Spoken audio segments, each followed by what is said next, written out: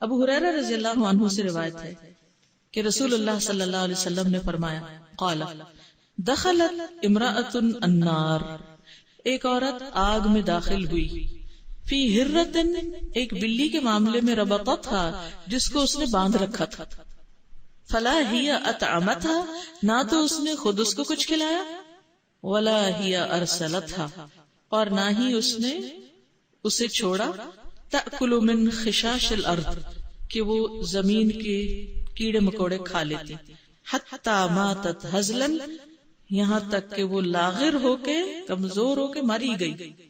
یعنی اس بلی کو باندھ کے رکھا، نہ خود پورا کھانا دیتی تھی کہ اس کا پیٹ بھرے، یا دیتی نہیں تھی، اور نہ اس کو چھوڑتی تھی کہ وہ خود اپنے لیے خوراک تلاش کرے، حتیٰ کہ وہ مر گئی.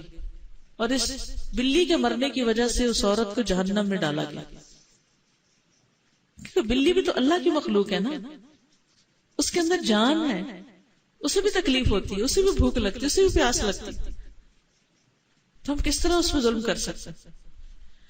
اب یہ جانور تو ٹھیک ہے ہمارے گھروں میں آس پاس ہوتے ہیں، لیکن بعض اوقات ریسرچ کے نام پر جانوروں کے ساتھ بہت ظلم کیا جاتا ہے، اس سے بھی بچنے کی ضرورت ہے. بعض کو ڈائریکٹ آگ میں ڈال دیا جاتا ہے، بعض کو ایسڈز میں ڈال دیا جاتا ہے، بعض کو زندہ کاٹا جاتا ہے، بعض کو کسی طرح. ان چیزوں سے پرہیز کرنے کی ضرورت ہے. اور اگر آپ کے علم میں کوئی ہو کہ ایسا کوئی کر رہا ہے تو اس کو بھی سمجھانے کی ضرورت ہے. بعض لوگ زہریلی چیزیں کھانے کے باہر پھینک دیتے ہیں، کئی جانوروں کو کھا کے مر جاتے ہیں، یا کچھ اور اسی طرح. یقول الامام النووی رحمہ اللہ، امام نووی رحمہ اللہ کہتے ہیں وفی الحدیث دلیل لتحریم قتل الحرۃ، اس حدیث میں دلیل ہے کہ بلی کو قتل کرنا حرام ہے، وتحریم حبسها بغیر طعام او شراب، اور حرام ہے اس کو قید رکھنا بغیر کھانے پینے کے.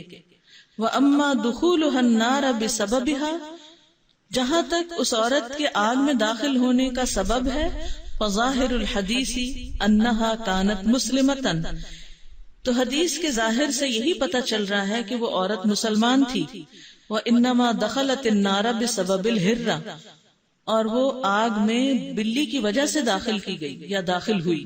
وَذَكَرَ الْقَاضِيُّ، اور قاضی ایاز نے کہا انہو یجوز، کہ جائز ہے، انہا کافرتن، یعنی یہ بھی ہو سکتا ہے کہ وہ کافر عورت ہو، عذبت بکفرها، جو کفر کی وجہ سے عذاب دی گئی، وزید فی عذابها بسبب الحرہ، اور اسے بلی کی وجہ سے اس کے عذاب میں اضافہ کر دیا گیا.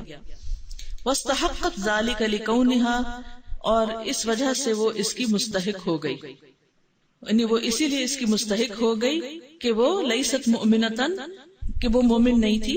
تغفر صغائرها باجتناب الکبائر، کہ بخش دیا جاتا اس کے صغیرہ گناہوں کو بڑے گناہوں سے بچنے کی وجہ سے. ھذا کلام القاضی، یہ تو قاضی ایاز کا کلام ہے، ان کا خیال ہے، لیکن وہ کہتے ہیں والصواب، درست بات وہی ہے، ما قدمناہ، جو ہم نے پہلے کی، انہا کانت مسلمہ، کہ وہ عورت مسلمان تھی، وَأَنَّهَا دَخَلَتِ النَّارَ بِسَبَبِهَا، اور یہ کہ وہ آگ میں اس بلی کی وجہ سے داخل ہوئی، کما ہوا ظاہر الحدیث، جیسے حدیث سے ظاہر ہو رہا ہے. وَهَذِهِ الْمَعْصِيَةُ لَيْسَتْ صَغِيرَةً، یہ گناہ کوئی چھوٹا تھوڑی ہے، بل صارت بِإِصْرَارِهَا كَبِيرَةً، بلکہ اس کے اصرار کی وجہ سے کبیرہ ہو گیا. یعنی ایک آدھ دفعہ اگر کھانا نہیں دیا، بھول گئی یا کمی بیشی ہو گئی، کوئی بات نہیں، لیکن وہ تو اتنا اس نے کیا ریپیٹڈلی کہ بلی کمزور ہو کے مری گئی. تو چھوٹا گناہ بھی بار بار کرنے سے بڑا بن جاتا ہے. اور بھی چھوٹے گناہوں کو سوچیے جو ریپیٹڈلی کر کے ہم ان کا حجم بڑا کر لیتے ہیں. وَلَيْسَ فِي الْحَدِيثِ أَنَّهَا تَخْلُدُ فِي النَّارِ، اس حدیث میں یہ نہیں کہ وہ آگ میں ہمیشہ رہے گی. وَفِيهِ وُجُوبُ نَفَقَةِ الْحَيَوَانِ عَلَى مَالِكِهِ، اور اس میں اس بات کا بھی ثبوت ہے یا دلیل ہے کہ حیوان کا نفقہ اس کے مالک پر ہے، یعنی حیوان پر خرچ کرنا مالک کی ذمہ داری ہے. واللہ اعلم، اور اللہ خوب جانتا ہے.